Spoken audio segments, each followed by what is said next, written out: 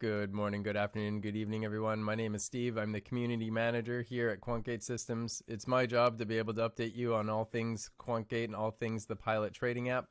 Today, I want to show you how to quickly reset either your demo mode or your simulation mode accounts in case you've either blown them up or made a series of bad trades or simply want to try trading with different levels of funding in your account. So the default is $100,000. I've already recently reset it. That's why it says exactly that. That said, if you are once you're logged in, you go to the home screen. It looks like this. With this icon, the pencil or the edit button here, you can simply click on either one. There's a red little button at the bottom that says reset. I'm going to click, actually I'm going to do reset both of them. Now it doesn't look like a button, but where it says choose starting balance, if you click that, that's just simply, actually let's full screen this. There you can see.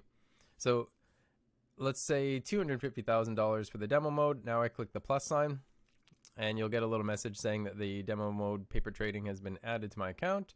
And with the simulation mode, let's try, I don't know, we could try $1 million. Let's just go with 100,000 though, just so you can see.